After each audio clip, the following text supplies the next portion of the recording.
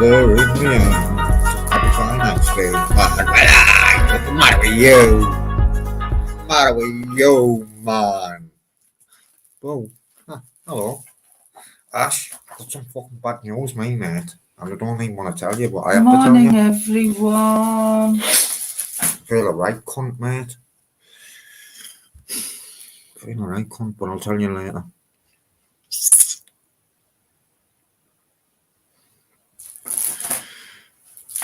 Well, you've changed. I've changed what? I don't know. Your bubble, Okay. your cup,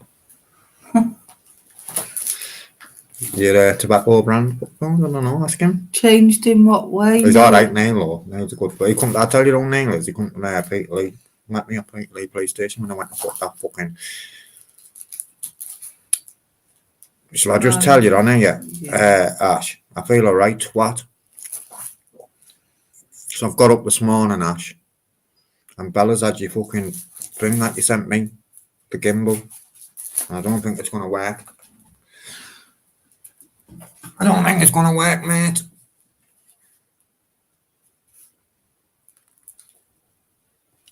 Fucking gutted, mate. Didn't even use it. Do you know what I mean? Fucking bad dog.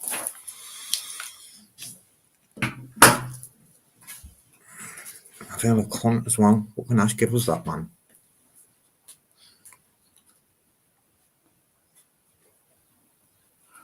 Right. I am here. I'm just sorting out some worksheets out of my big file. You should see how thick this file is. Fucking hell, the work we've got to do on here. This is just one of them. This is just one. Watch this and learn. Fucking hell, man. I tell you what, if you hit someone over the head with this, you'd be in jail for attempted murder. If not murder. Look at that. That's just Look smart. at that. That's just smart. And I've got about It is smart, like you've got it in order there, like you know. I've got about 7 of them. No, yeah, don't worry, mate. I don't worry, no, Ash, man. You fucking, do you know what I mean? He was devoured this morning. Don't worry, mate. You give me that, man. Do you know what I mean, brother? To be honest, I didn't even know she had it because I leave the door open when I have my coffee so they can go out. And usually we have the dining room door closed. Now I've left it open. And it got left open. Next thing I know, Bella comes running in with that in her mouth. I thought, oh no. So I had to go and distract her. Friggin' and run to get that while she was getting the friggin' The tube charger off her. wire is fucking broke. I might have a charger wire for it. She's brought the charger wire and everything. Oh, little cow. It was in the bag. Fuck knows how she's got it out the bag. Yeah, she must have pinched the bag off the table because like I had to hunt around the garden for the tripod thing. I didn't even know about the charger. It's all right, babe. It may, Ash, it may. But So- where it's chilled at the battery, I think, mate. Do you know what I mean? What the hell is that dressing down on me? Hopefully. I'll replace it, mate. Eventually. We'll try it to see if it still It's a works. good one as well, you know. I had one. I give it Andy W on a free giveaway. I had one myself, mate. I didn't have the tripod for it, like. He's a friggin' camera hog, isn't he? Don't think I've ever been to Suffolk. She's been out in the garden doing scent work with me this morning, and obedience is what she's been doing. Oh, shit. Who's in Suffolk? Neil's going to Suffolk. I don't think I've ever been. Oh, God. No, man, I wouldn't lend it, man. Imagine that happening, mate. Fuck that. Fucking dangerous, mate. I wish I could ground Bella, but she'd torture me. I'll just replace it, Neil, in it. But thanks for the offer, brother. Yeah, name come to Peter Lee. He was the first subscriber I ever met, Neil. Be nice to catch up with you again. You were going to come, weren't you, a couple of weekends ago, but I was fucking busy, mate. Well, I wasn't busy, my head was chopping, if I'm honest. If you're not scared of dogs, you're welcome to come for some dinner sometime. There you go, mate. Come and have some dinner with us, man. I'm a bit of a feeder if you haven't noticed. Oh, bloody hell, man. I tell you what, that's 3 days in a row that somebody's walking over my grave. That tells me at least I'm not getting cremated. I do not want to be cremated. Fuck that. I believe, and this is just mine, I always think fire, devil. So if you're getting cremated, I'm going, I don't want to go to the devil, man. Oh, Ash, Fucking- he's did already in me. you see the audit where I opened my mouth? Oh, God. I mumbled it a bit, didn't I? Couldn't get my words out properly, but I got there in the end. You don't have to, mate. Subscribe on the way out if you're on your back up, Paul. As you do, kid. How many subs have you got now? 530 something. Come on, babe. Catching me, yo. Well, you can do if you want. I'm going to be in today, aren't we? Ah, right. I know you've been busy, haven't you, Always been busy. Ash? What time, Neil? What time? Don't suppose Is you've, there anyone? No, there's no one coming this way. don't suppose you've got a garden like spade and fork, have you? Okay, Might man. borrow them because I want to start digging the garden up. Respect, Paul. Should we say, I don't know, 5 or 4? Anytime. We're in all day. Yeah, but wait.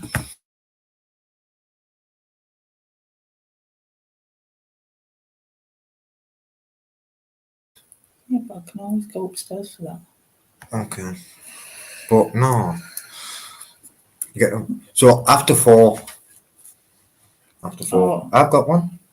Or even After 4 would be good. could even come at like 12, Or 12. just because I've No, 1. Come at 1. If you can't come at 1, it'll have to be after like 5 o'clock. It'll be 5 o'clock time.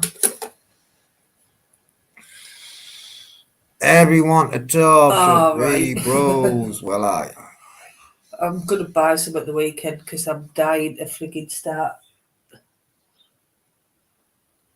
what do you mean? Whatever you want. Oh yeah, but can't transport what? What kind of I asked him transport? if he had a spade in that, so I couldn't start digging the garden. No, 1 o'clock. 1 o'clock. Neil. 12 will be fine. No, man. 1 o'clock. I want to go and do some stuff. Oh, 1 o'clock, my mate. And text. Oh, yeah, I've got your number. I'm back on my old number. Text you the postcode now, son. 1 o'clock. Bring a lock for your bike. you're all welcome to come for brews. Neil.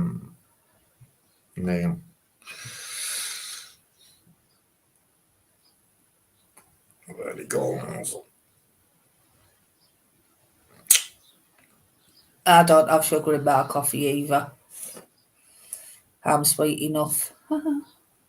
It's weird, I used to have 2 sugars in my coffee, and now, like, if I drink his coffee instead, he has 1 sugar, and it's like awful.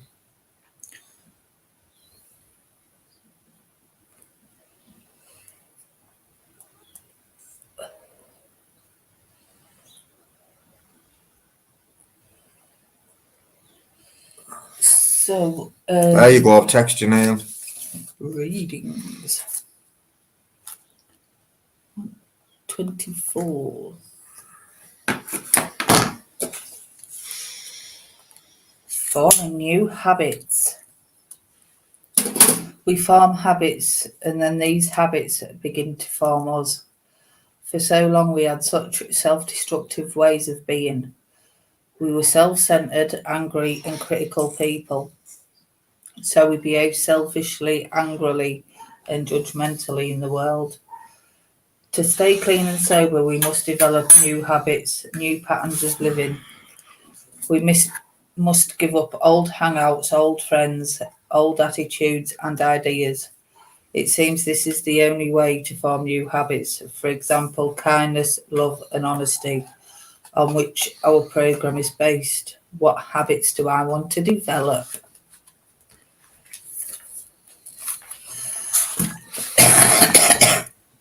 So yeah, I think that's Oh, he's a good one. After Mel's shared on that. Sorry, babe. So yeah, I think it is important. Like for me, it was people, places, and things. You know, everything had to change. You know, I couldn't knock about. I could say hello to my old acquaintances in the street and ask them how they were doing, blah blah. But I couldn't go and sit round their house like I used to because it was bad for me. Talked about that fucking thing. Sorry. You know, and I had to change the places I went and all that kind of stuff, and work on them new ways of thinking. You know, I'd have to try and stop being. For me, I was very critical of myself, not so much others. It was all inward. You know, I had a very low opinion of myself, and I had to try and change that. And it's still a work in progress after 11 years. You know, I can still fall into that like low self-esteem and low self-worth, but I work on it on a daily basis. You know, and try to be a bit kinder to myself and realise that I deserve nice things as well, rather than trying to get nice things for everybody else. You know, I deserve it too. You know, that type of thing. And it took me a while to like realise that I was selfish. And I remember arguing with somebody, you know, when I was in rehab and I got told I was selfish, and I'm like, I'm not selfish. I'm the least selfish person I know. But when it came to the substances, I was very selfish. You know, I'd let whoever I was with know that I'd have half of what I had and the other half would be stashed just for me, or, you know, things like that, because I didn't want to share everything. You know, and it did take me a while to get my head around that. You know, I'd always have a little bit of whatever hidden just for me. Hi, Uncle JJ.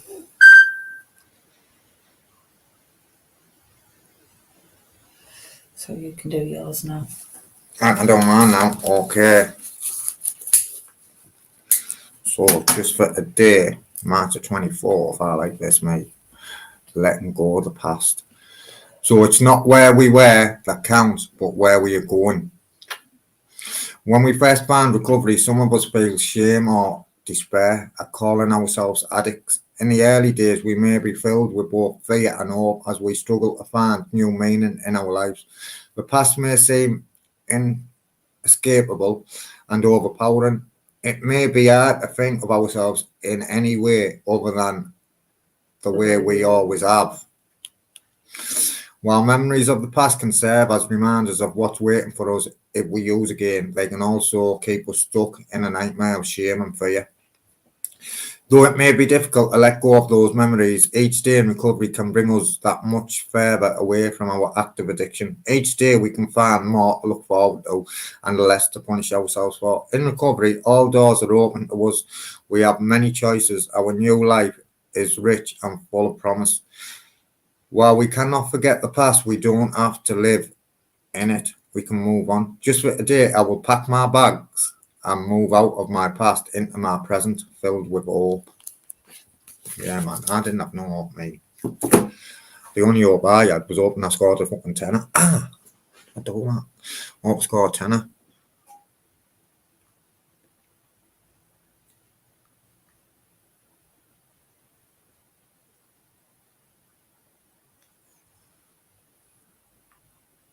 Go on, Paul. No, I don't. I've never been in it, mate.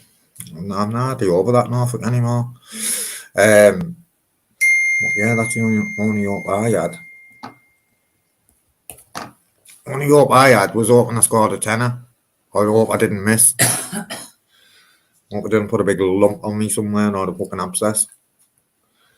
Do you know what I mean? But yeah, man, today's different. Do you know what I mean? I haven't thought about gay for fucking ages, and that blows me away, especially with where I've been as well. I haven't thought of it, man, and that blows me away. It blows me away. I haven't even thought about having any gay for fucking absolute ages. I thought about a drink near Christmas. Thought about getting a bottle of brandy and making it last till New Year. One that lasted fucking 4 hours, man. I don't want to end. Then had, of course, mayhem and eruptions. I think it's also important to remember, you know, especially when we're sharing our experience, not to get stuck in them old memories and them old stories, and Oh, not. you know, because it can be so easy, you know, especially when you are sharing your experience, John Kendra, respect. to go off on them tangents, and when you go off on them tangents, it keeps you in that old way of thinking. You know, so as much as we need to remember the past and remember, like for me, it's the most important thing about the past is remembering where it took me. Oh, yeah, I heard. You know, I know. I remember my sponsor used to say, and not only sponsor, a few people used to say, yeah, but JJ, see, a lot of people say that in the rooms, and I think that war stories, you need war stories for that identification, mate, especially for the newcomer. Do you know what I'm saying? But I remember, I think what is important, because I've heard a lot of shares that's just about the addiction and a tiny bit of the recovery. no, You well, know, it's got because to I be. might have only had a bit of recovery, that's why. I know, but for me, it's important. It's called experience, babe, strength and all, isn't it? Yeah. So So your experience is fucking experience of active addiction. Yeah, but I know a lot of people who've shared 40 minutes on war stories and 5 minutes on recovery. Well, they shouldn't have been sharing that fucking long. But do you know what I mean? It's what it was like briefly. What was the turning point? JJ, wait there, sorry. And how you live in recovery. But JJ, listen, that statement there that you've just made, no, you don't, then you're wrong. See what it is. For me, what I'd say, JJ, that is you're not wrong. You're not wrong in what you were saying, and I'm not wrong in what I'm saying. And Fred down there ain't wrong in what he's saying, because recovery is a personal thing, brother. War stories, no, man.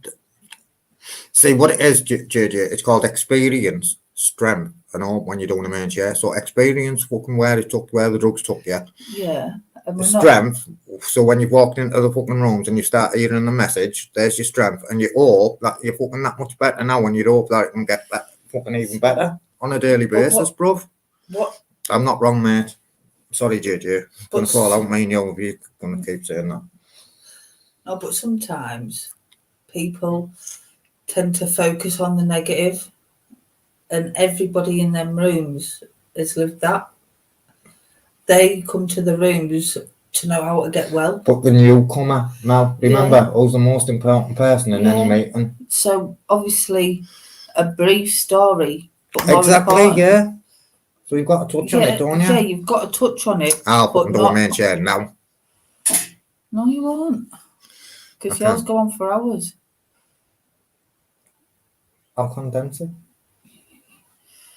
But and it is like, not JJ, man. Sometimes when you talk about old war stories, especially in the times where you did have fun, it can bring back that euphoric recall. Certain songs can give you that euphoric recall. Do you know what I mean? And it's important to remember that. I got told by fucking people who's got many, many years, never forget your last dues, because if you forget your last dues, you ain't had it, mate. Yeah, so that's what we're saying. So, unfortunately, JJ, you were wrong about me being wrong. Will you stop frigging arguing and just listen? I'm not, I'm just... You are. Oh, for fuck's sake, man. I'm not arguing, babe.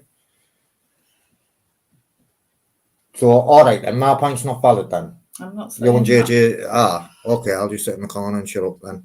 I'm not saying your point's not valid, but you're misunderstanding. No, I think you're a misunderstanding, babe. I'm getting told I'm fucking wrong, and I'm getting told I'm fucking misunderstanding. No, I think you're a misunderstanding then. Do you get me? But what you're saying is war stories are important. You didn't let me finish. I said experience, strength, and awe. Yeah. There's three things there, isn't there? So you can't just fucking, if you're going to make a cake, you can't just fucking leave the flour out, otherwise you won't get a cake, will you? Do you know what I'm saying? Yeah. Okay, I'm wrong. I'm not saying you're wrong. I've just said JJ's not wrong. I'm not wrong. You're not wrong. Okay, now, man, I had walkers on my case, and now you're in the mode. Fuck off, man. Sort it out, babe. I've been in recovery long time. So have I. I'm in recovery game. It's called experience, don't you know, Mel? I know, and that's what I said. I said, experience a brief overview of what happened, but the most important bit is where you ended up. That's the most Exactly, important and thing that's to why, remember. and I fucking agree with you wholeheartedly. Agree with you, and that's why you end up with that. You Yeah. end your story on that, don't you? Yeah, and that's the important bit. Remembering your last use, where it took you, not all the good stories. You know, There wasn't that many good stories in my But active using, Mel. sometimes when you go on about the war stories, My war stories were going to jail. Ain't nothing good about that. I'm not saying that. But anyway, let's move on. I don't need to do anything, man. I need to just be me, and that's it. Why did we touch on that? Because it was the reading. We both interpreted it differently. Exactly, because everyone's recovery is fucking different, man. And I think sometimes the way JJ's been taught on a Christian, and I've been taught 12 steps, and it's two different things, mate. And then smart's different again, isn't it? Right, I'm going. You sort that out, I'm going in that on PlayStation. How we Melbo?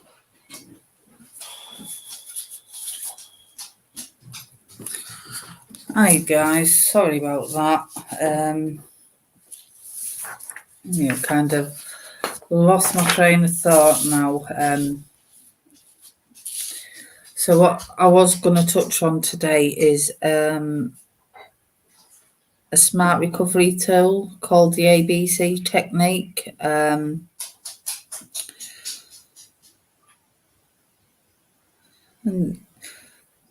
definitely did make us stronger, but sometimes we can get stuck in our old thinking. That's the only point I was trying to make. And it's important not to get stuck there and try and think differently and kind of move on from that. So yeah, if none of you have heard of SMART, it stands for Self-Management and Recovery Training. It's a science-based CBT approach. And the one I've pulled out today is the ABC technique. And the ABC technique can be used to help you cope with almost any upsetting situation. So we might actually need this. Are you Winsome? I do try. So it can help you cope with almost any upsetting situation. You can use it at the time or to learn from events that you have found difficult. It takes practice, but we promise it's worth the effort.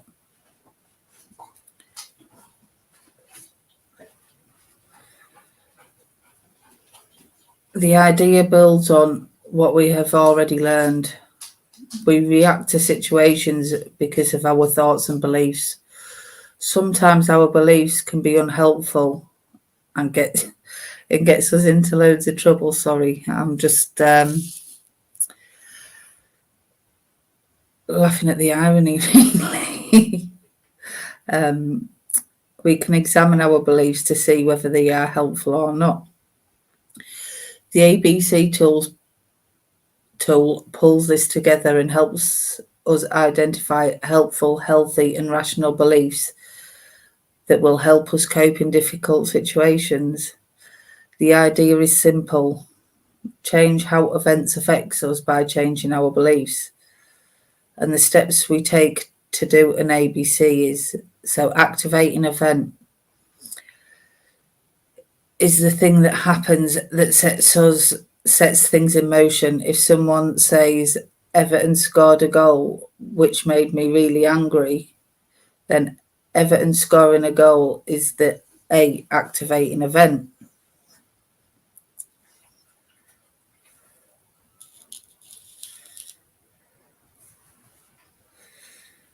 Babe, they're saying they all love you and to come back. He's saying no. Yeah, I think we all still suffer from that stinking thinking, don't we? So belief is what you believe about the activating event. So the belief might be my team will be relegated and this will be unbearable and humiliating. So that's the B in the ABC. C, consequence, is how you feel and how you act as a result of what you believe about the event. So Everton scores and you think that is a humiliation, then you'll be angry and upset. The ABC shows that how we feel depends on what we believe. So then we've got a D and an E. So dispute is what we can do to question the beliefs. We ask ourselves whether the beliefs are true, rational, and helpful to us. Effective, new belief. This is a new, helpful, or rational belief that can be used to replace the unhelpful belief. By practicing this, we can cope better with unpleasant events, even relegation. In practice, it's best to use this in a slightly different order. We usually start with C, the emotional consequence. We notice that we are furious or having a terrible urge. Then we try to see what came before that. What was the trigger, the activating event, or the A? Ask yourself, what happened to make me feel this way? Then try and work out your thoughts or beliefs that meant this event had this effect on you. If you had no thoughts or beliefs, it would not have mattered at all. Right, this is B. Then dispute these beliefs, question them, and decide whether they are true and helpful or irrational and unhelpful. If they are unhelpful, we identify a new healthy or effective belief that we can practice in future to help us cope better. And I know sometimes people do have them strong beliefs that may differ from other people. So in that case, I think it's important to remember, in the 12-step meetings, we always say the serenity prayer, accept the things that we cannot change. So sometimes it's just about getting that acceptance that other people think and feel differently to what we do. Yeah, I think he's in a mood. I'll go and speak to him in a bit. Let him have his sulk. But then, to be fair, I know he has had a lot on his mind lately. So, as much as he says he doesn't, we all know he does. Right.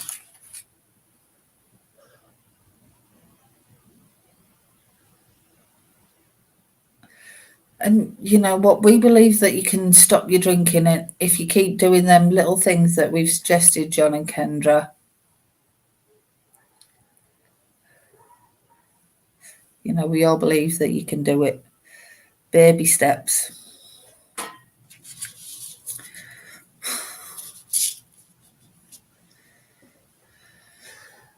So what I want you all to do is think of an activating event. So what's happened? On here it says my partner treated me unfairly. How ironic.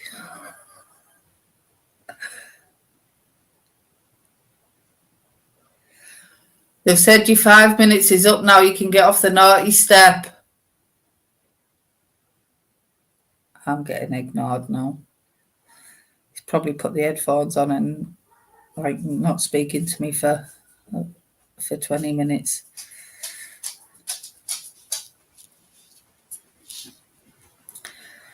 So everyone think of an activating event. Obviously, you don't need to write it if you don't want to. It may help if you write it on a bit of paper or something, just so you can work through this properly. So think of an activating event and then jot down what beliefs do I hold about the events that have taken place. So, and then it says work out C first and then come back to work out the beliefs. So what was the consequence of holding these beliefs about the event? You know, how did I feel or behave? Was this helpful? Am I feeling or behaving in a way that works for me? So did you feel really angry, desperately wanted to use? You know, thinking that would calm you down. And a Camprosate to stop you craving alcohol. There's a few different medications you can use for alcohol. There's a Camprosate that helps with the craving. There's they can prescribe naltrexone and nalphamine for binge drinkers, and they don't. Yeah, she was in last night, I do believe. She was in my premiere last night, I think. Aid. She's doing all right. So yeah, naltrexone and nalphamine, they're more for binge drinkers and attached to the pleasure receptors in the brain. So you don't really get the enjoyment from alcohol. And then there's the Antabuse or disulfiram, which is like the medical name. And that's, if you have alcohol, you get really, really ill. But you have got to be careful with things like food, with cleaning products, hand sanitizers, even aftershave, because it can make the alcohol in the aftershave can make you quite poorly. So we suggest that you spray it on your clothes before you put them on.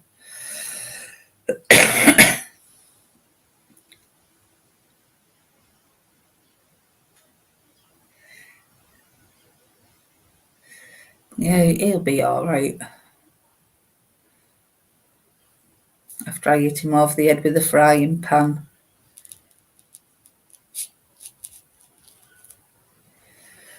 But yeah, to do the detoxes now, it's chlordiazepoxide, which is Librium, and they give you thiamine and B12 while you're drinking to protect the brain from the effects of the alcohol.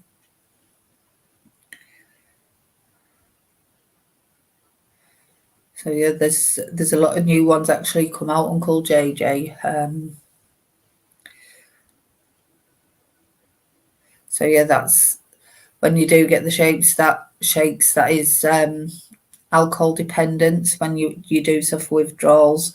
And for that, you would be best off, like we said, going to Necker or whatever the service is now and getting a medicated detox.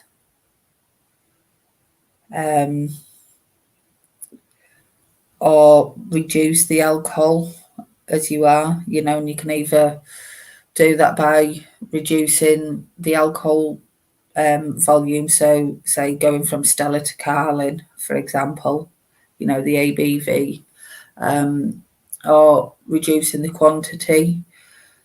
Now that's easier if you drink cans, because I know a lot of people struggle if they buy 20 cans, they want to drink all 20 of them. So like cans, it is a little bit easier to just buy the ones you want to drink that day rather than buying the big crates, because it doesn't work. Wine can be a little bit difficult to reduce the amount because you just want to drink a full bottle. So reducing the ABV is an easy way to do it, or start mixing it with things like lemonade or, whatever. But the recommended guidelines are 10% every 4 days. Reduce your alcohol. What I say, I know, what I've always said to people, Morning Mavis, is treat it like a medicine.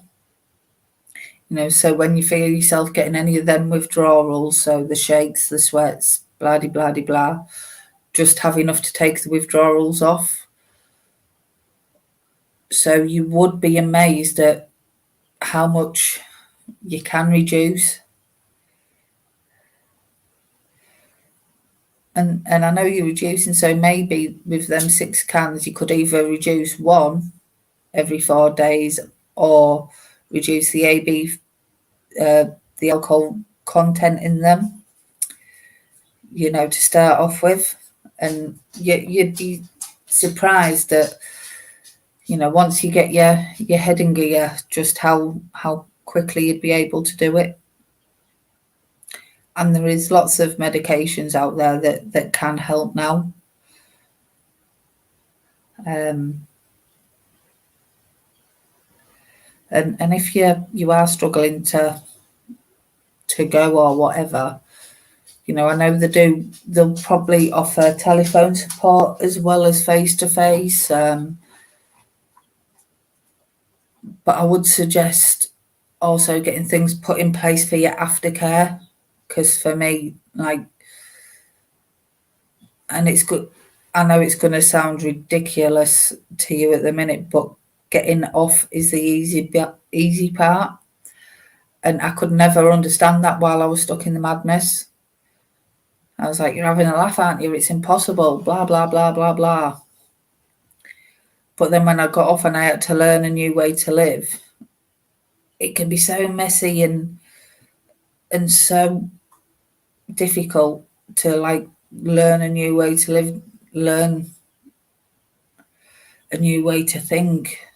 Getting all them feelings back was crazy, and not even knowing who I was.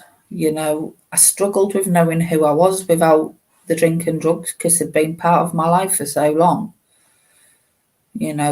From being a teenager, there was always some kind of drink or drug in me. And without that, I realised that I was quite a shy person, and I'd never really been perceived as shy before that, because I was always like a bit of a clown. So it was very strange. It was like the real me was a completely different character to the addict to me, if that makes sense.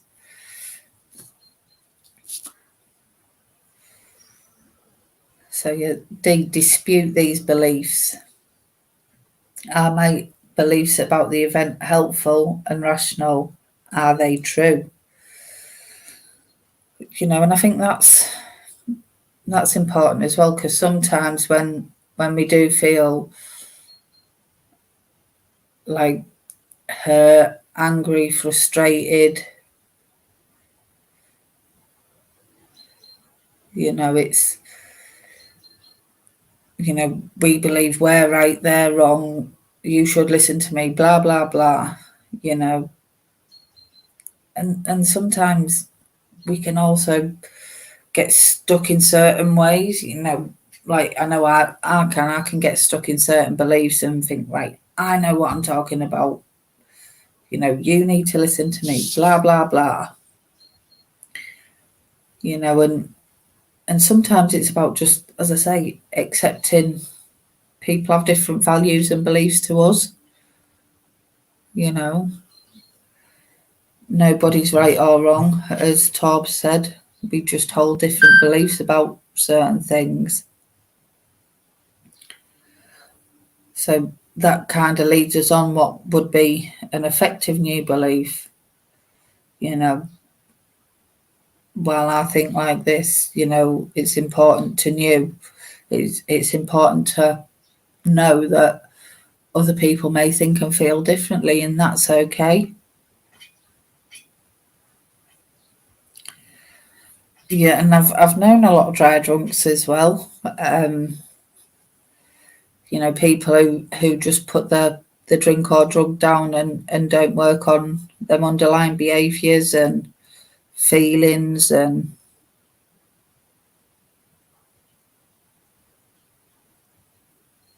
I know, and you know, for years it was hidden, you know, and a lot of the 12-step meetings, well, they all end in anonymous, you know, which is fine for some people because some people don't want anybody to know, you know. So I get why some people want to remain anonymous, but for me, when I got into recovery, everybody seen me at my worst. You know, everybody knew about my addictions. They might not have known how bad it actually got,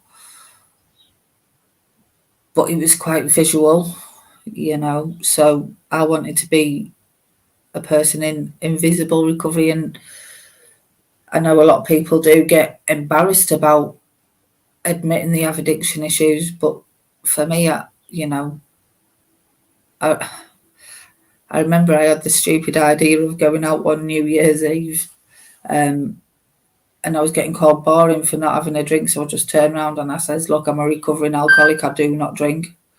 They soon shut up and fucked off. Don't even think I stayed out till midnight that New Year's Eve, and I thought, I'm not doing that again.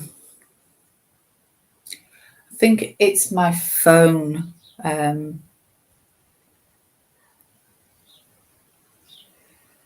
No, I think it's me just getting notifications for the daft games I play.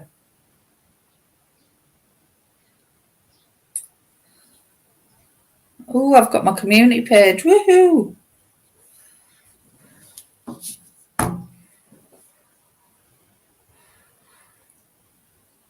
I know, and we all get things wrong from time to time, but I do think it's important to just acknowledge some people hold different beliefs to us, and that's okay,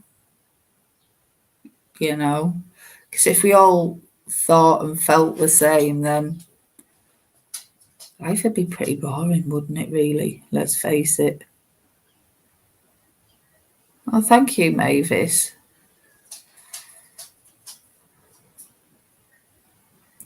You know. So anyway, that was a little example of the Smart Recovery ABC.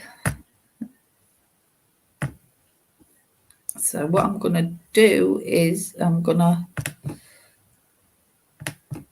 try and paste this bloody link so people can come up for a chat. Save me waffling on like loads of stuff. I think I've caught the sun a bit yesterday. Woohoo! Looking like I'm getting a bit of a tan. I like that.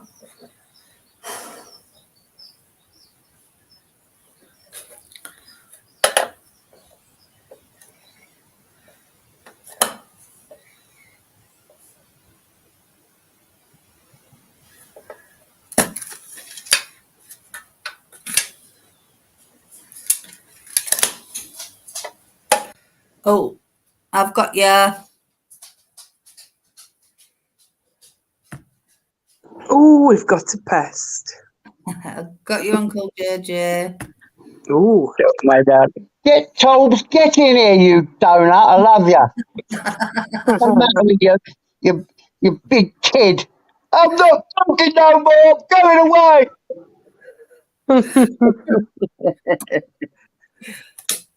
Babe. Is he okay? He's on one this morning, isn't he? Do you know where the backy is? Come on, boy. Come in here, son. good morning. Come and chin Uncle JJ. Come and tell me a few war stories.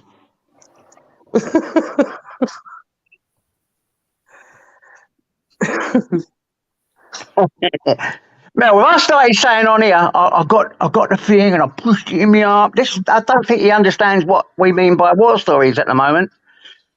You know, No, in everybody. every single rehab I went in every recovery, whether it was the Christian one or the secular one, because I had to get my NVQs from the secular one, war stories was a no-no.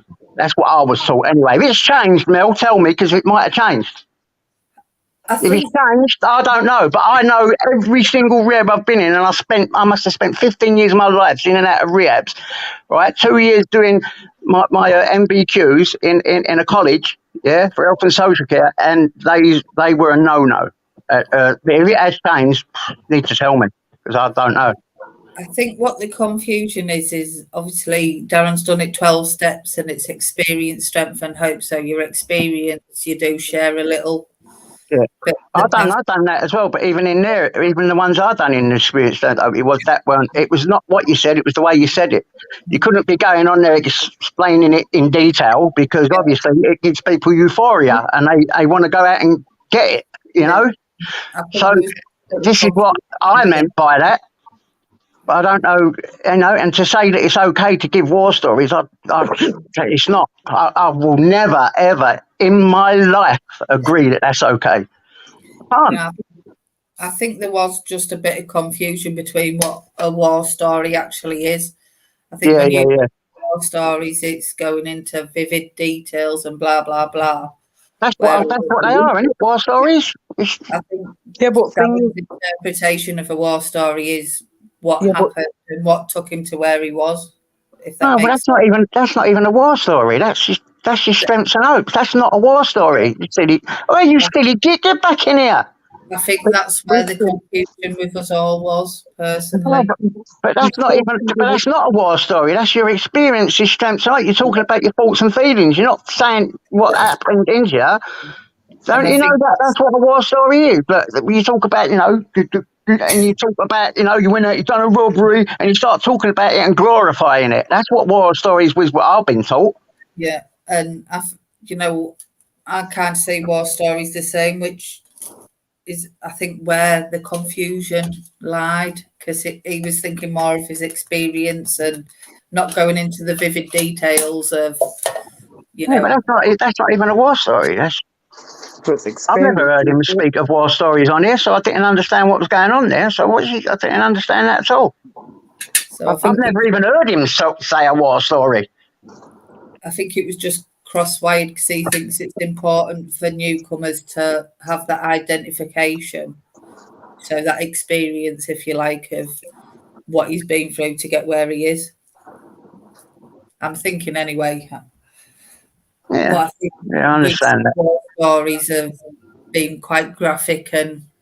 Yeah, that's just, you can't be doing that in any recovery. And if you don't challenge a person that's actually doing that, even when they're first in recovery, you have to explain it to them gently that you really can't speak that way, because it gives other people, even me, if someone starts talking about things vividly, I have to say to them, listen, mate, you've got to stop that. I'll go. I have to leave. I have to change directions and not even talk to them. I have to leave. Because I start getting euphoria big time, and I start thinking about it. Next minute, I'm down the road sticking needles in my arms. So I think there was just cross wires there, and I think it was a lack of understanding. And sometimes, you know, like when you're in the chat, you could be trying to say something and it can be misinterpreted what was said. Yeah. When you're writing stuff and reading it is completely different to talking, isn't it? yeah. Yes, very much. Completely different to talking. It is. But that's what my idea. Well, it ain't my idea. It is what a war story is. A war story is actually going into detail, sitting there, saying the things, and actually. So that's what a war story is. I know that for a fact. I mean, I can't be wrong about that. But you know, I may have been wrong the way I read it, though. So, Darren, I apologise wholeheartedly for writing things wrongly, and I'm okay with being wrong, and you should be as well. That's why I said you need to get back to the meetings. I'll give you a war story.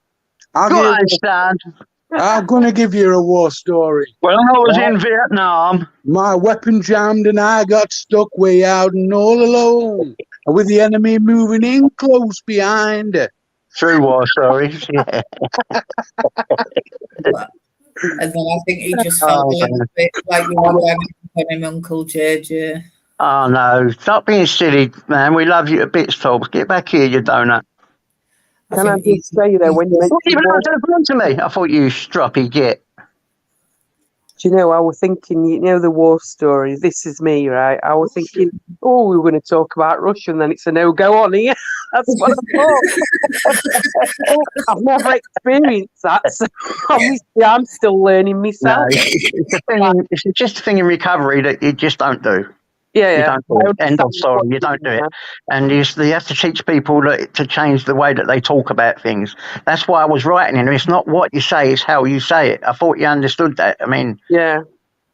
it's how you say it. You can talk about these experience, strengths, and hope, but there's a way of talking about it. And if someone comes into recovery, this is the first thing we do when we was in the rehabs. When I worked in both rehabs, the secular one, because I've worked in a secular rehab and I've worked in a Christian rehab, and both of them, you had to sit there and look. Things we don't tolerate is you talking graphically. It's called a war story. It's the first thing you do that on when you do the interview. You talk about that. When you do that, we're going to have to challenge you to say, look, and we call them war stories, and you're not to do them like that. But we do want you to talk about your feelings around certain things, but there's certain things you can and can't say.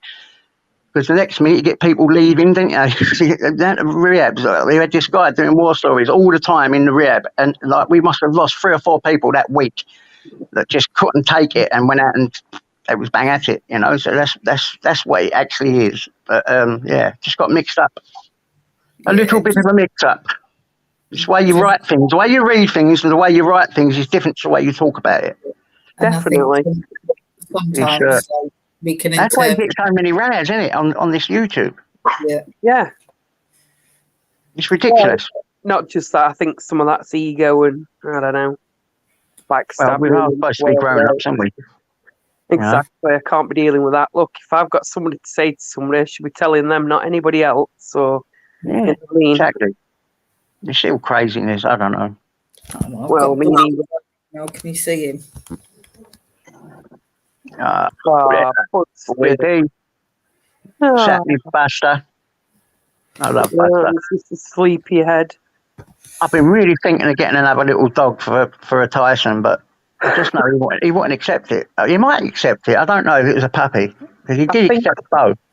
See, I thought that was Rocky because he was so glued to me in that. And I was really apprehensive about getting Bella. Yeah. And first thing Bella tried to do when she was like tiny was attack him. Yeah, yeah. So he came running to Mummy as if to say, I don't like that thing, get it away from me. And then after about a week, you know, he decided, right, that's it, I want to play with you, and got the tug rope and like swung her around the living room on this tug rope. Bless. It was quite funny. I don't know. The key to that for me was obviously, you know, in a neutral area, meeting each other and sort of going out and all that type of thing, and then obviously gently coaxing them into the house, because obviously it's their home, innit? And you're bringing someone else in, and it's like, get out my pub. You know what I mean? But she terrorises him, my little one. She absolutely terrorises him, honestly. He was fine with her outside in the garden and that, and they were playing, and you know, he quite liked her in the garden. But when she tried to like run up to him and attack him in the house, he was like, "Oh no!" But I was pleased he reacted like that, because he was very temperamental with other dogs. Was Rocky as well, but they ended up being like best of friends. And we'll put it this way: Rocky was always petrified of the Hoover. Don't know what had happened to him with a Hoover, but he was petrified. Yeah, he hates Hoover. My boy hates Hoover. We got it, so like he'd like tolerate it and know that there's nothing to be scared of. So you could Hoover right next to him and round his bed and stuff, and he wouldn't move. You know, but he was petrified. As soon as we got Bella, and we turned the Hoover on, and Bella like was scared, he decided to attack it. Yeah, that's what he does. To protect Bella. Yeah. Oh, that's good. I wish that would happen to me. If I've got a little, I don't know, should I? It'd be too much for me, I think. I'm too ill. I think I'll just settle with him. But I've been thinking about it, because I start thinking he's going to be lonely. He's lonely, you know? How can he be lonely when he's got you 24/7? I know, but they have to have other dogs, don't they? I mean, I get to Yeah, see but- other humans, don't I? Yeah, but he also gets to see other dogs, doesn't he? Because I think he mixes with your sons, doesn't he? And your friends. Yeah, that's now and again. That's true. Only now and again, though. That's all right. You don't need to be, I don't know. Yeah. I think it's a decision for you to make. Could you handle two? I don't think I could, to be honest. I don't think I could. I have to realise that I can't. It's bad enough handling him. Well, this is it, isn't it? Sometimes it's like a friend Sometimes of it's mine. hard when he pulls me hands. I mean, look, I'm having a flare up at the moment. Your arthritis and all that. Look how Yeah. bad they go, and they get really. And when that's why I have him round my waist, because sometimes I can't even hold the thing. He's so strong. He might be little. You won't believe how strong these little dogs are. Oh yeah, full of muscle. aren't they? Unbelievable. And he breaks me fingers sometimes trying to get other dogs. Little gits. Anyway, where was he? Don't know. Buster's mad with the Hoover. He's all right with it if you've got the normal end on, but if you take the nozzle out to do the skirting board, he decides to put his mouth round it. I like that, what Michael S. has said there. We need to have our thinking challenge. I'll tell you what, I need my thinking challenge all the time, because Mel caught me once when I was just about to go out, and she spoke to me, and I'll tell you what, I owe you all the love in the world for that day, because I was I had made up my mind to go and have a relapse. Just, boom.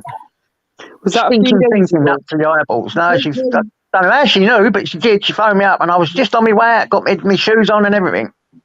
I forget now what it was about, but I was gone. I think something had happened on a channel or something, and it just popped into my head. I need to phone Uncle JJ. Yeah, it was brilliant. Right at the right time. I was just had the keys in my hands to get out the door. Said, Tyson, wait there. And I was ready. All up. So that was brilliant for you. Thank you. But yeah, it doesn't matter how clean you are and how long, you can revert straight away. We was taught, is that still in Rio, the budding system, build up to drink and drugs? We called it the budding system. It's more triggers that lead up to relapse, because they know that. Same thing, yeah. Yeah, It's the pendulum teaching. You can either be high or a low. You can have a low bud or a high bud. They can be really super high and happy with yourself, and next minute you're using, and you get the really depressed one where you're really down. It was the pendulum system they called it. That was shit. I forget a lot of it. That was called the budding system, but they teach it differently now. Yeah.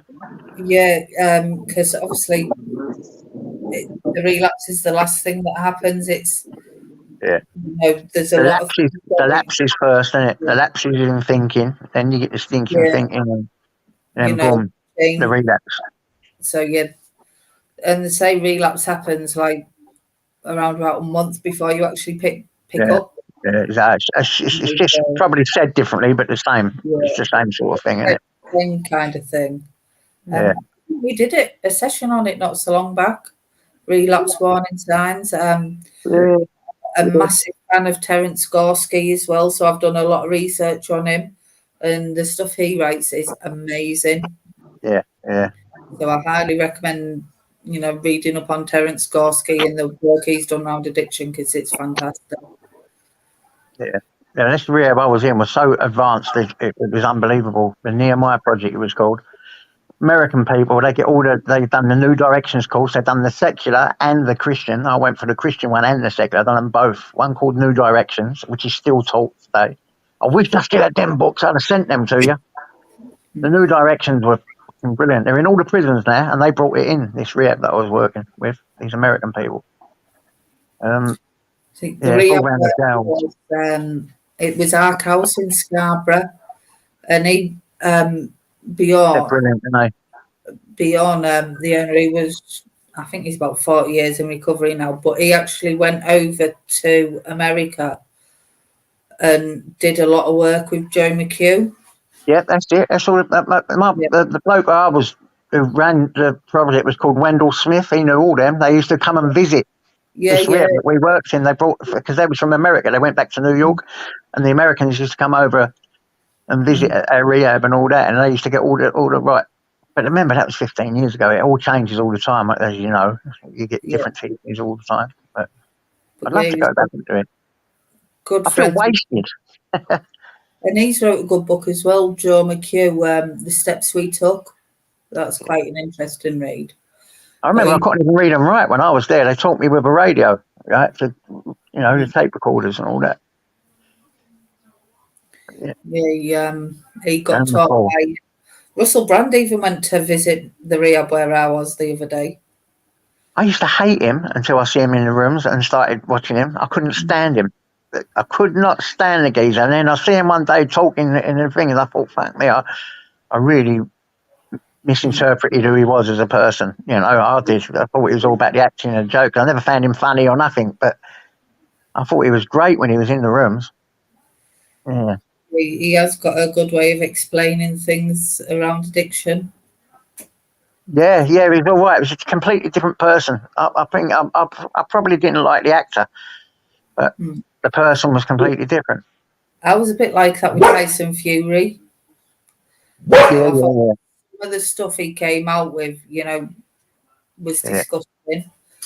Yeah. And then obviously he had all his mental health troubles and was actually quite vocal about it. And the way he's actually one of my heroes now for what he done. But I was exactly the same as you. I thought, who's this? Yeah, I couldn't stand him, and then don't get me wrong, he was always a boxer, but his personality, what he'd come out with about certain subjects, I thought was disgusting. So I didn't like him.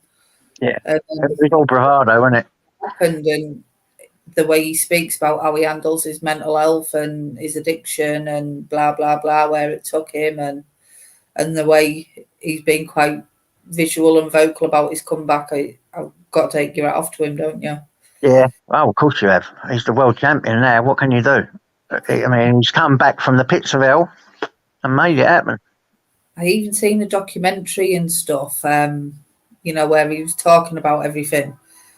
And he made the cameras like stay back because he seen this like lad looking quite lost. Like went over to talk to him, but made sure the cameras didn't watch, so we could have a bit of privacy with this guy and stuff because he was concerned about him because he was looking all sad and that. And I thought, wow, a lot of people would have wanted the cameras on him to say, look what I'm doing, but he made the camera like turn away. Yeah, I like that. And he just came back saying, I just wanted to check he was okay. Yeah. Not everything should be done on camera, should it? Yeah, respect for that. Yeah, loads of respect. Loads of respect for him for doing that. I didn't even see that. I'd have to watch it. What was that on? I can't remember. It was just he was doing some documentary, and you know what he's like for his boxing, so we have to watch everything. And I was like, oh, fair play. Yeah, boxing's definitely a man thing. I like boxing. I don't really know a lot of the names of the boxers and all that, but when a good fight's coming up, I do love to watch it for some reason. I like the good matches, but he'll watch all of them. And I'm like, it bores me, That's why we'll have to get you an Android box and get you on these people that I know, 40 quid a year, it can get all the boxing, everything without paying a penny, or even all your channels. I have to get you one. I think I've got one here somewhere. What I'll do, I'll set it all up for you and I'll send it to you if I can find it. All right. And then it'll be all right. Always boxing, football. Jade wants to know the name of the recovery book you were talking about. What recovery book?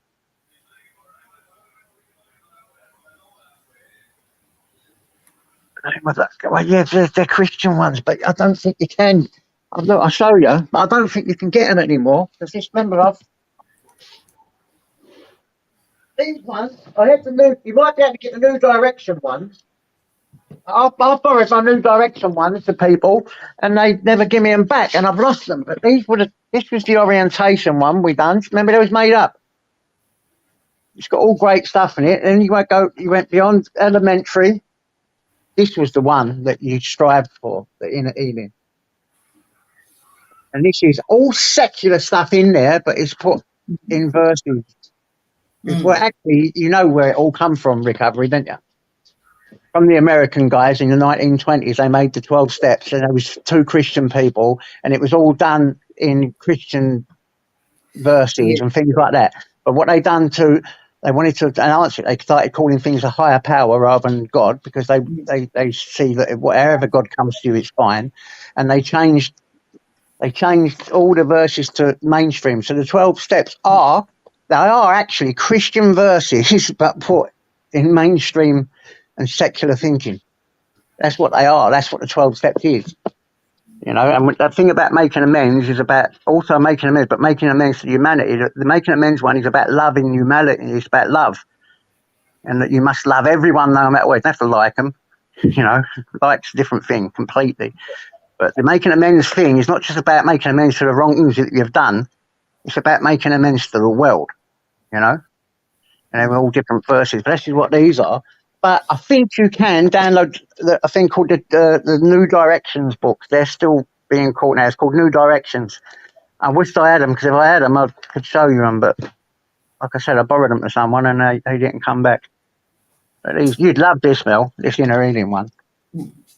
I'll tell you what is a good thing to work through, Jade, is the green and gold from Narcotics Anonymous. Yeah. Because it has all the questions and stuff, what you can't, takes you through the steps one by one, but asks you like loads of different questions, so it'll help you do that reflection and learning. Obviously, if you're not part of the 12 steps, you can't do the step 5 to share it with somebody, but it is a good one to get you thinking about everything like in a different way. Yeah. Mel would know more, Jade, about what the books are at now, because remember, I couldn't read them right back then. I can now. And so I didn't read that. It all depends what type of recovery you're interested in, whether, because there's so many different types of recovery now. So the ABC we did today was smart recovery. You can go online and you can do like online learning. You can even do the facilitator training online, and they'll send you a book and give you access to all the worksheets. There's Breaking Free Online, which is an app on your phone which helps you track everything. There's the 12 steps. There's the therapeutic approach. If you like the drama triangle, what we did the other day, transactional analysis, there's a really good book called TA Today. That's brilliant. It's one of my favourites, TA. Yeah. Love transactional analysis. So it all depends on what you're looking for, really. And I love my little daily meditation books as well. You know, I think it's a really good way to start the day. I've got them there, right there. I read them sometimes. They are brilliant as well. I know where I've done, I forget her name. I've done my transactional analysis with a lady who, you know, Fred West, the one who killed all them people. Well, this lady, she done transactional analysis on the children that survived. Right, okay. One of the secular rehabs, I forget her name, I think it was Maya or something, Mia. But and she was the one who done the transactional analysis with me. And every time I went into the room for therapy, she'd have different pictures, and it used to drive me mad, like a brain or a what's one of them things that you go in, a maze, something like that. Every time you went in, and after a few months, it drove me. All them pictures, and then she went through it. This is your transition. You know, from the transactional analysis, she just put me like a parent, father, this, that. And each time I come in, I was behaving in a different way. One time it'd be a child, I'd throw my dummy out. One day it'd be like as an adult. Next minute it'd be as a parent protecting everyone. And I didn't have a clue what all that was because I couldn't separate them. And then she explained it. Oh, it's brilliant. And she was the lady that, and she therapized. I don't know the word. Therapy, done all the therapy on the West Kids and all that. She was very high up there, which I found out after. Really, really beautiful lady. But this is brilliant. What I've just read here. Anger. Right. If you want to read it, this is a Christian book. Remember, we may be angry at ourselves, at other people, or at God. Anger always follows closely behind fear. We may become very dependent upon anger because it becomes an excellent barrier to protect us from others. And then it says hardness here. This is another defense mechanism which keeps people away from us. These are things we do to keep people away from us. But that then goes into bitterness about the situation or condition in which we are wounded. Anger left unattended will eventually generate a root of bitterness. And then you get a rebellion, an outward expression caused by the inner feeling of rejection. So all them 4 things. But then, Mel, I'd love for you to read it, because it goes into the war and what happened, and about before the war, when people went to war in the Second World War, all the men went out, didn't they? And they left behind just the women being the mother and the father. And then our generation come along then, was mainly brought up by women, didn't have the father and mother, experience. And that is when they started really needing the transactional analysis. That's where it was lost. That goes right back to the Second World War, coming up through the ages, and it teaches and carries on and on and on. And this is how it's happened from the past, sins of the father and things like that. And then you get a thing called soul ties, as well in it. Soul ties are, say, every person you've ever had sex with or had arguments with and all that, they're all tied to you, tied to your soul, and so you have to go through that, each and every one of that, just to say what that kind of tie had towards you, each relationship. That's what soul ties is about, all the relationships.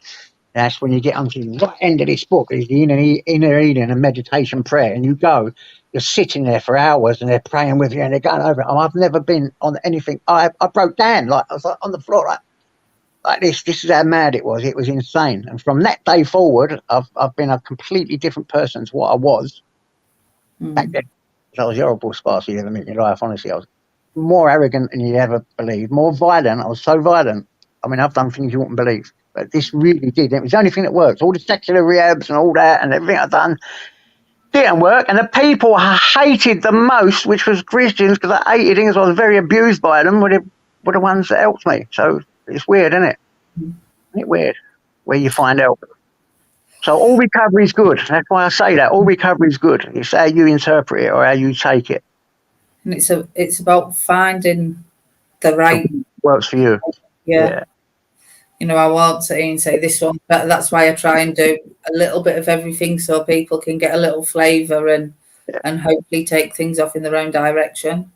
Oh, exactly. None's better than the other, but if you do actually absorb all of them, they're all brilliant. Yeah, they're all fantastic. And if you want, take a little bit from everything, and that's okay too. It's whatever works for you. Brilliant advice. Absolutely brilliant. Probably a good example of transactional analysis this morning.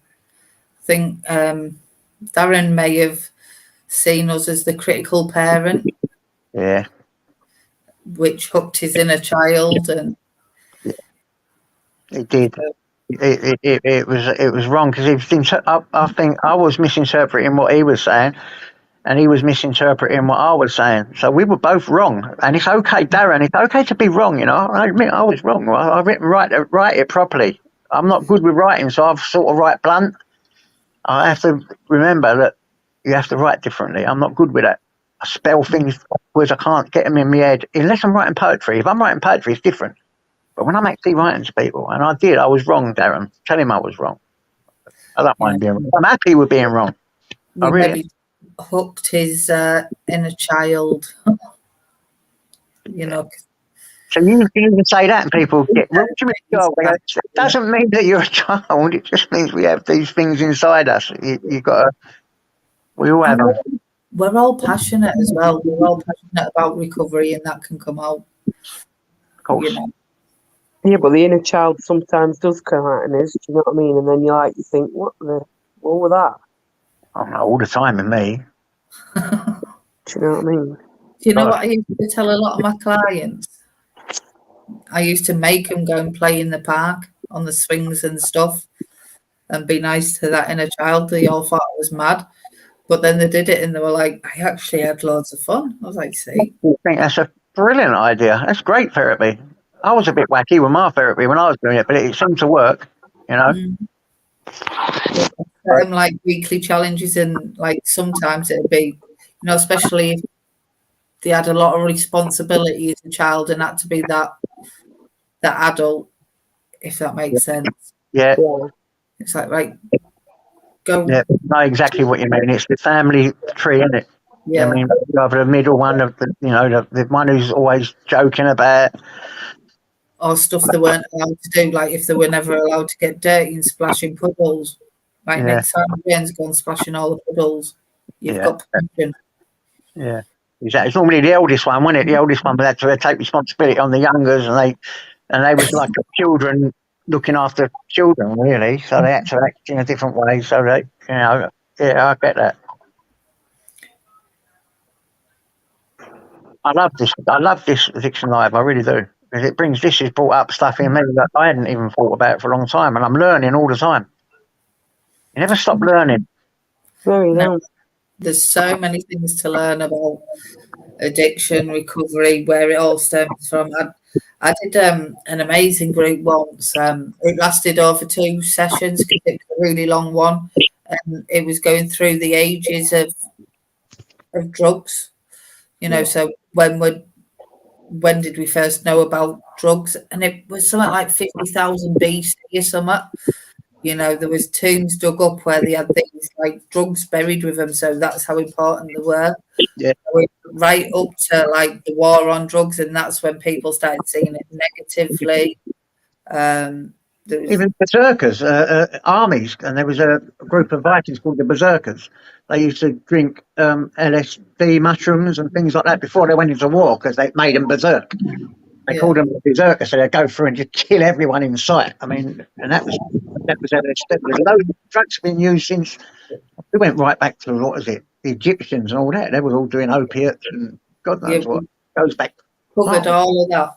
What we did, we got a roll of backing paper and put a massive timeline. It stretched the length of the church hall, and then we went down putting like different things on it, of not all of it, but significant moments in history. And we had pictures of the little things, like the opium bottles that they used to give the babies and stuff, and went through all that, and then how our views changed. And I think it's not the 20s, isn't it? You could actually walk into a chemist and buy heroin and cocaine in a chemist.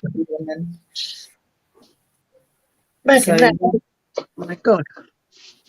And then there was war on drugs. Do you think that'd be a bad thing now if they said, right then, we legalise it all, but you have to get it from us. Anyone caught selling illicit drugs on the streets, then obviously you're going to nick you and all this, but we will give you the pure stuff. If you want to be an addict, you can go to a chemist. What do you think about that? See, I think we could take a leaf out of Portugal's book, and maybe like spend the money rather than on jails on things like building the recovery capital. So decriminalise it kind of thing. There is always going to be people who use, but Portugal's proof that, if you invest that money in helping them rather than fighting them, a lot of positives happen, like bloodborne viruses have gone down, overdose deaths have gone down, everything is working really well. You will always get the people who use and want to make money and stuff like that. I think if we gave it all and regulated it all, I think a lot of people would take advantage of that when they're in that addictive mind frame. Yeah, it's a hard one, isn't it, to think? Because I've sat and thought about it and pondered about it many times, but I don't know. I haven't got the answers for it. I know something needs to be done. I think having safe rooms and all the clean equipment and stuff's a good idea, where it's monitored by your nurse who's got like naloxone if they go over and stuff. Yeah. But I think the money would be better invested rather than sending everybody to jail. Is like changing people's viewpoint on addiction, because we get demonized, and when you demonize a person who's already struggling, yeah. because I still go, and they bring them to me. I still go to. I'm still in recovery as far as I'm concerned. I've never stopped it, and my psychiatric nurse is also my CDAT nurse, which is the drug like thing, and she brings me them. She says, "You see anyone in the street, run in, get that, and inject them with it. That's the stuff in it. If they're OD in it."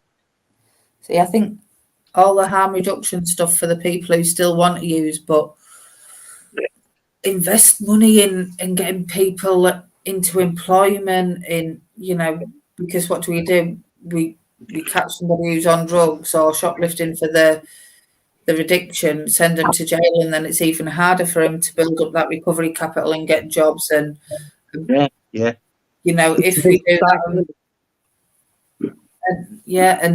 and work on educating the communities as well on, these can be really good people.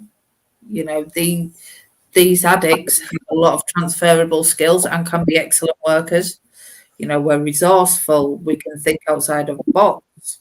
When we put our mind to it, we can graft hard. We've done it all our life. A lot of us tend to be quite good at working maths and weights and stuff like that out. There's a lot of things that work. Because how powerful they are, do they? These people that are in addiction, and what kind of power they could have. I don't mean power as in and you do this, you do that. I mean in helping. The power you have to help people with what the experiences you've got in your head is. I never realised, and I've done quite a few years of it. It's a lot of people. I still get phone calls and text messages from these people, and they're doing really well. And it's great because I know that they're helping people, and it's sort of like a legacy. You help someone, you know that they've gone on to help someone, they've gone on to help someone, and it continues. It makes you feel good, doesn't it? I think. Yeah, it's amazing. Yeah. Can I just say, JJ, I love that picture there and the wings.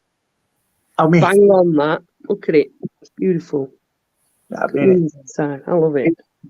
But the little thing there, I was waiting for a candle to go behind that, and I had my mum and dad's name written on it. Yeah. Glows, that as well, the angel wings, that all glows with the white feather behind it, the feather of the angels. Yeah. And Jimmy Swords? Of course. Wouldn't be without any. And there's in there is my mum, dad, and my brother. In that, you can see it. See that little urn? Yeah. You know, back in day when me and you were serial killers, right? We were very calculated, weren't we? Yeah.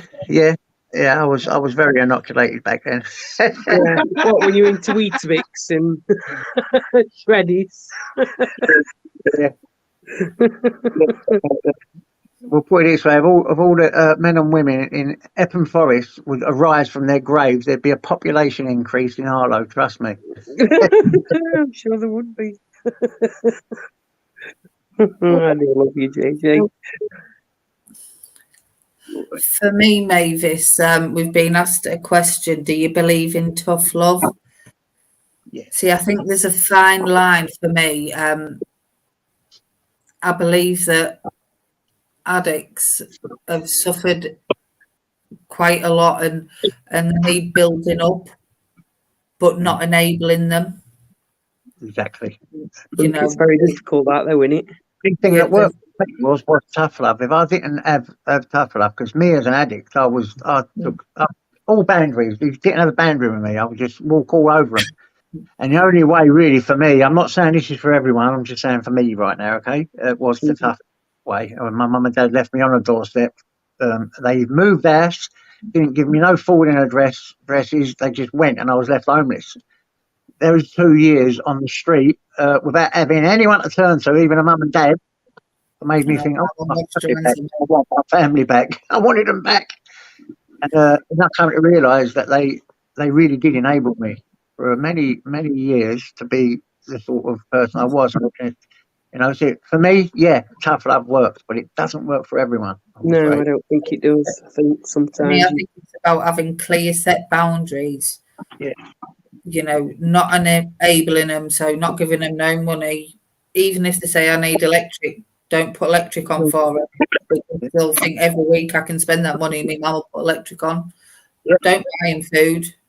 Tell them to go to food bank and stuff like that. So there's consequences to their addiction, but also keep telling them that you love them. Yeah. You know, because I think that is so important, you know, because when addicts, whatever substance you use, they feel so low, so worthless, so guilty, so shameful.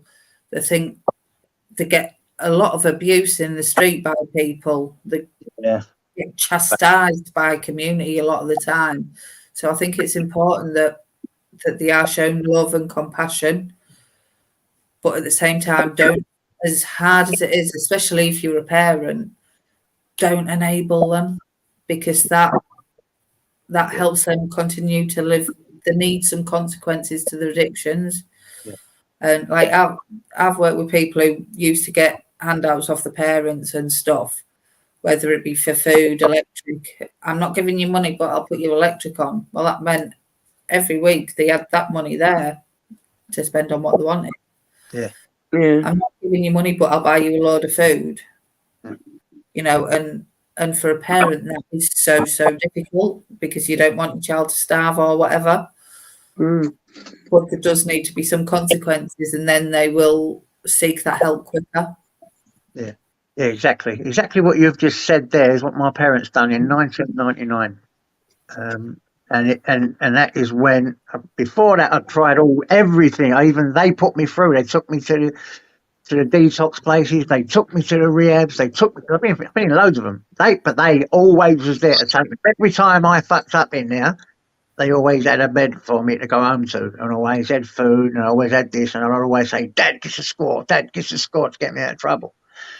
Pay him back. The next time I'd done a robbery, I'd go in prison and have to pay him back when I go. I always pay him back, because just you do it, they say we done it. But they was always there until 1999. I come home and there was a few clothes or bits of possessions on the doorstep.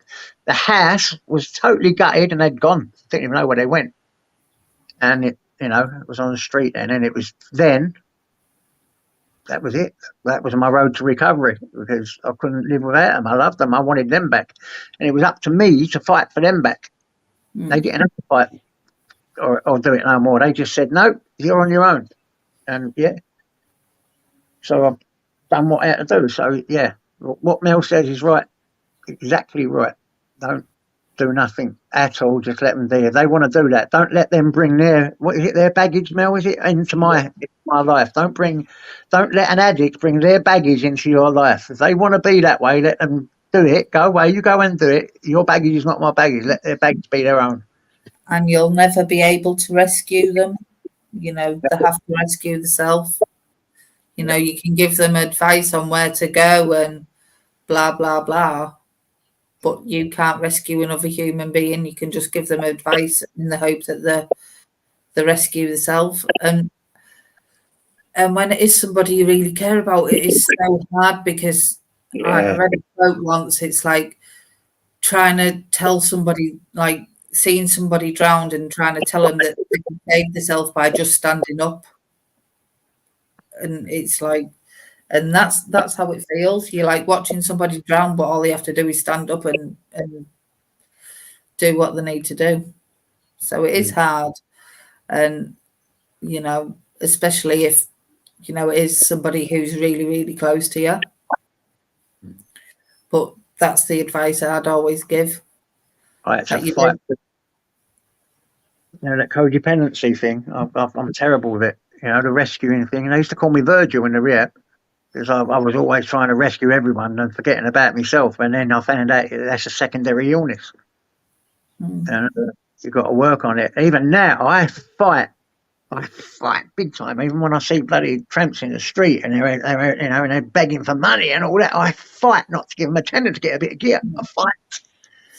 It's mad, isn't it? It drives me mad, because I want to give them money. I actually want to give them money to get gear. Can you believe that? What sense does that make? But I do. I fight myself and I say, no, what am I doing? What am I doing? I have to walk by and bash my head. You know? Mad, isn't it? Yeah, it is mad. But you're right. You can't do that. You can't. As long as you don't support them. If they want to go out there and have an habit, they've got to support themselves. Because I tell you, you've got to be at your lowest before you want to get better. And my lowest was actually sleeping about 3 or 4 nights in the snow inside a chute. You know, in a chute, you know, the rubbish bins, the big metal ones. I actually got in there because I didn't have no blankets, nothing. Put all the I was free. He's gone. You know. Oh, you're back. Yeah, that was my lowest to me. I was in rubbish. And I thought I have become this rubbish. You know, this is what I've looked at. This is what people see me as, and I don't want to feel that way no more. And recovery end up working, and so that's what happens. And then I got a nice home 20 odd years later, and I love it. And a lovely little dog. Little patio, Yeah, bag which free. is free now. How was your meal last night, Amanda? I haven't asked you yet, have I? Oh, it was delicious. I had a nice mixed grill. Oh, nice. It was very nice. Lovely. Oh, I had a pudding and all, which I don't normally have. Yourself. Good for you. Cherry bagel with custard. We don't go out very often. Oh, You don't go out very often. The kids food it is. I think that's important. You treat yourself, isn't it? Definitely. Definitely. Yeah.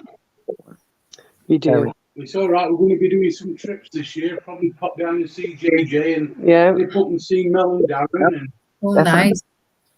That'd be lovely. I'd love to meet up with all you, go out for a meal. Yeah, it'd be nice. I was thinking of like coming somewhere sort of neutral where all you guys are within 2 miles of venues where there's a caravan park or something that's dog friendly, and just having a week there and just meeting you all like that, you know.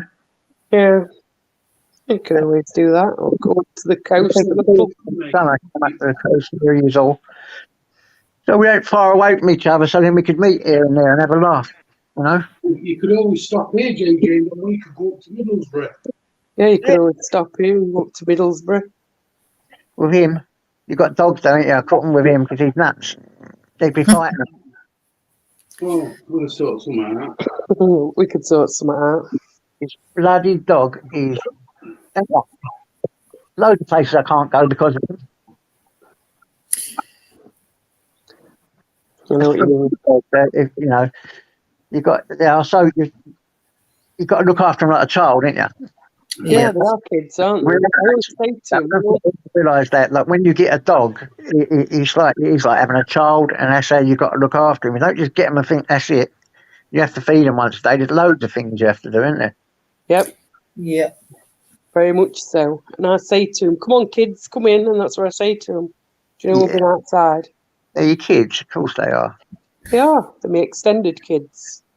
Not when I say to Bella, "Oh, my baby girl," she comes up and starts licking my face. Yeah, they never seen that one. You know that it was not a bit, but it was you and Bella. Like I think they were sitting there like this, like cuddling. It was so cute. When I rub my head on her, and then if I stop, she moves her head closer as if to say, "Don't stop." Yeah. But I have to like rub my head on Bella like that. She loves it. Sends her to sleep.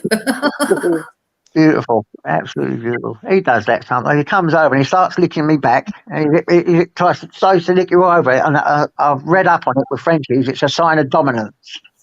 Right. It's Yeah. not just he loves me. He's saying that you're mine, all right, and I'm You're going my to, and you can just stay there. This is what the Frenchies is. Such a dominant little dog. He thinks he owns me, the little bit. Think what he does. Buster nibbles you. And apparently that's a sign of affection and grooming and stuff. She does that. He's got bulldog in him, hasn't he? He's a Tiny little nibbles, but sometimes he catches you and it's like, he's got bully in him. That's what bullies do. Bulldogs and yeah, they do that, and it hurts, doesn't it? yeah. He does it to a lot of people. He doesn't mean to hurt you, but every now and again he'll catch it and it's Yeah, you love cats, they are, aren't they? Little kids. I'll tell you, believe it or not, these dogs have a big old jaw. Look at that jaw. Look. Yeah, I remember Bella when she was a puppy. I was getting quite scared, thinking I was going to have a vicious dog on my hands. You know, because we took this trainer, and she was like, "Oh, the crackers, them dogs, they can just turn, blab." she proper hated Mally, so we didn't go back to her. I've heard that they're good dogs. They are, but as a puppy, Bella was savage. Was she? You'd Well, 'cause play they're got meant for guard dogs, aren't they? That's why. like all puppies bite, but Bella's breed like proper bite and draw blood and everything. Tiny little puppies with the razor sharp teeth and claws. My arms were black and blue. And I was thinking, oh God, what have I let myself in for here? And then all of a sudden she just changed. And She's a big dog, isn't she? she is the most loving dog I've ever known in my life. You know, she proper comes up and gives me cuddles with her paws and everything. And Oh, It wasn't good with humans. I would have had a problem then because I've got loads of grandkids, haven't I? But he's great with them. They hang off his lips and he's great. I mean, you must always watch a dog, no matter how friendly they are with children, Oh, yeah. obviously. But, you know, this is good with humans. that's good though, isn't it? Yeah, no, I'm glad because it would have been a problem because I want, you know, I'd have still kept him, I think. I don't think I'd have got rid of him because I love him, but it would have been made things a lot more difficult. Yeah. We just want simple things in life, don't we? Do you know what I mean? Yeah. We do. she's mad with these two because they are really good guard dogs. So they bark like mad and they can sound really intimidating. Yeah. But if you can like tolerate being jumped up at a couple of times, then they'll be your friend. Yeah. Like you walk by them, it's like jumping up to say hello, and half the time it's an excited bark. Say, "Ooh, what's this? Is it a Parmo?" Is it a Palmer? Morning, Tyrant Search. Hope you well. Good to see Morning, you. Tyrant Searcher. What area are you in, Dave? Are you in Harlow? Yeah, I'm all Uh, It's Essex. It's not far from East London. I only moved there because my sister had to come here. I was living before I lived here, to be honest, I lived in Chatham and Rochester. Because I moved there, out there, from a relapse I had. But before that, it was I've lived everywhere, man. I was in that rehab, and I had a relapse. yeah. Stratham and all that. Then I ended up living with this geezer that was my key worker in some place where I was, and he used to give me Valiums, Mel. Can you believe that? This guy, yeah, chuck Valiums every damn minute. Say, have a Valium, even thingy. This was supposed to be a key worker. Next minute, I'm relapsing, and I ended up living in Rochester with him and his missus. No, it's gone that far. The girlfriend I had, and big relapses, and I left there. I thought I've got to get away from this. This is not recovery. And 11. Yeah, serious. And I ended up working in the other place, like I said, the other rehab, and then working for Streets to Homes in Harlow. And I had to retire because of ill health. They wouldn't let me work it. Well, I cracked up a bit, you know. The old brain. My ill health is more psychological stuff because sometimes I can have a. Yeah, it's about a 3-hour drive from me to you.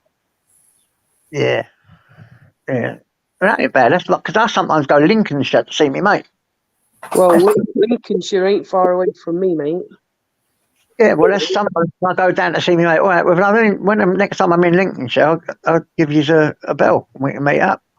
Yeah, no problemo. Because I do go there sometimes to stay with me. My neighbour, and Arlo and Terry, they were beautiful people as well. Remind me of you, actually. They were nice people. Yeah, it's about 2 hours to you, Mel. Yeah. Oh, that's not too bad. But I'm going up that way anyway. Do you know, in August, I like being Whitby and that. It's lovely up that coast. Yeah, I've been before, but I haven't been for a few years. Do you know what I mean? So I want to go back there. Some childhood sort of memories, you know. Do you know how many steps there are up to the castle at Whitby? Too many. I don't know. I'll mind you, chick. To be fair. 199. Oh, sure. I think it's Doncaster, Mel. Hmm? Right. Doncaster, where you live.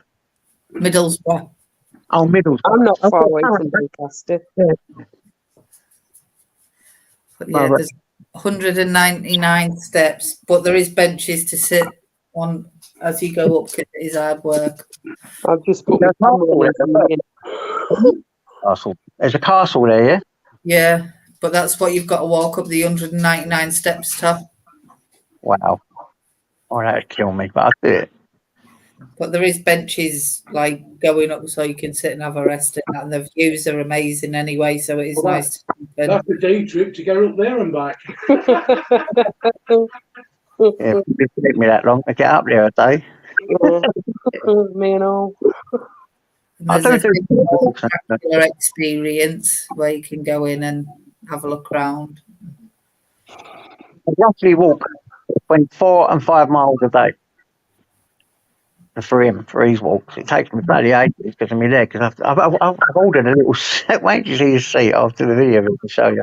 It's a plastic thing and it turns into a seat, but you can put it over your. Yeah. I've got one of them. I can just put it out and sit down sometimes. Yeah, that would help me rather than sitting on the floor or something, you know. Yeah. 'Cause I have to rest because sometimes my lungs like. Should get yourself one of them mobility scooters. Yeah, I did have one, but I left it at the old place. The batteries run out.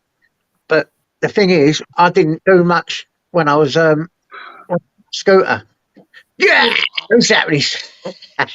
When I had the scooter, I wouldn't do much. Hello. Beautiful.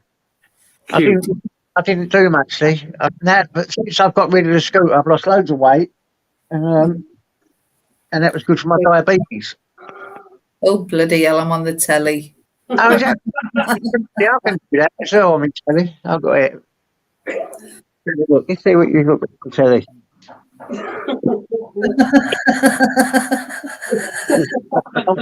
It's all on telly. Hold on, you get it on telly. JJ, Telly. were your dad brothers with mine? Just looking, you know what I mean? You see where your head's positioned there, JJ? Your angel wings were coming out the side of your head then.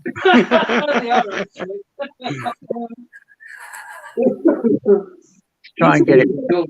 Yeah, he's an angel. Hold on. Let's do that properly. Let's do it properly. You just look quite melodic. There you go. That's it. I'm taking off. I'm gonna fly. Oh, here we go. I've got you now. Let's get you on the live. There we go. Right, I'll put phone back on.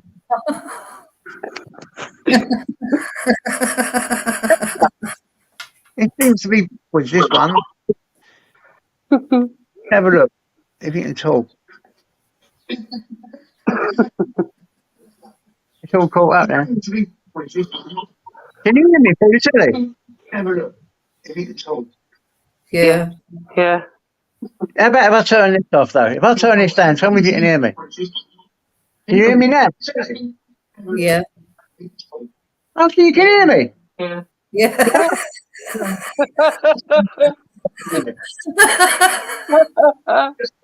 Well, just let me got a camera on it then. Oh, so you can hear me. Was he turned his phone down or has he actually muted his phone? No, you can't see. I have to have this on. Oh, yeah. You see, I mute the telly, but I can see Well, JJ's removed from the stream. Hold up. See, I have to have this on. Oh, yeah. So you all saying, yeah. You know what I'm saying? Hold up. Let's turn that off. Yeah, right. My thing was about 5 seconds behind, so I'm saying, can you hear me? And I've got this off, and you're saying, yeah. Mate, you're saying, yeah, when I was talking to you on the phone. And I'm thinking, Because there's a delay, isn't there? You know, like live and direct, but it's time to go onto YouTube. The things that amuse us. Hey, John and Kendra say JJ and Chris look like brothers. They do, don't they?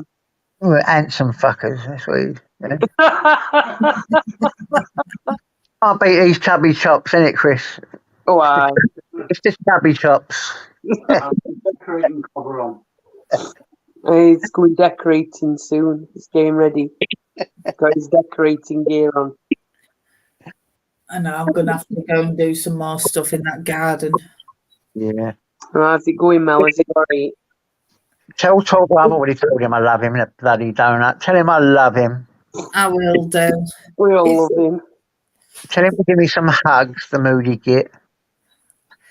It's slow progress in that garden. It's going to take me months, I think, because like it was left in a proper state. You know, Oh, no. piles of rubbish everywhere and blah blah blah. Yeah.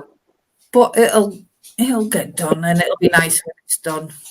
I might invest in a little sun lounger as well, so I can like sunbathe when I'm having a rest with coffee. That's if dogs don't churn it up again. It's important. Look after yourself, you know. What I've noticed, I'll do loads of stuff in the garden, then I'll get knackered and I'll be like, whoa. So I need to start pacing myself. I just don't know how to yet. I'll get a burst of energy and do like loads while I've got the energy, and then like I have to have a nap because I'm exhausted. Yeah. But if I pace myself, I'll probably be able to do more. Yeah. I wanted to do everything at once. And it was making me so depressed. And I like to sit down, do the steps, you know, take your time, what's the matter? Go through the steps in the head. Yeah. Do it a bit at a time, I think moving is one of my garden now. I've been thinking of all ways to do it quickly, and I'm thinking of spending silly money to do it temporary so I get it done properly, instead of just waiting for it to be done properly. Because I'd spend all that money and all that energy on doing that, then a few months later someone probably say, "Oh, I'll come and build this for you." Yeah. You know that I want it now thing. The instant gratification. Yeah, that's thinking. And I've been obsessing about getting like garden equipment so I can do it now. But Yes. obviously I need to wait. You have to look on those free places. Some people get rid of stuff on the free things. Yeah, I've been looking on the free sites, and obviously next week I'll be getting me last wages. So I'm going to. I've seen a set that I can get from Argos for I think 20 quid for a spade, a rake, and a fork. So I'll just get that, so I can start digging all the garden up and getting it level and planting me grass seed and stuff. So I want to do that because I've got the communal garden, I've got my patio, but the communal garden's crap. I need to do that as well. Do a bit of digging out there.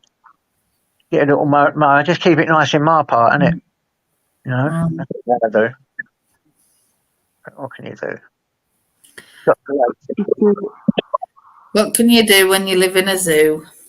I love that saying. How'd you like the animals? That's why I started watching Tools when I see him say that. It made me laugh. How'd you like them apples? He has got the one line. Oh, not all. The one line. Anyway, guys, I'm going to say I'll see you later. Loads of love. Talk soon. See you later, guys. Bye-bye. Love you. Love yous. Bye-bye. Love you lots. Love you too. Bye-bye. Bye-bye. Oh, he's gone. Right, I'll let you get off because I know you want to get some stuff done. It's nearly dinner time. I know. So, enjoy your day. Enjoy the sunshine, everybody. Take care. Take care, and I'll catch you all later. Bye. Bye. And I'll say bye to everyone in the chat. I think there will be another premiere from Torbs and myself later on. So hopefully we'll see you there. I'm not sure of the times yet, but stay safe, everyone. Take care and lots of love.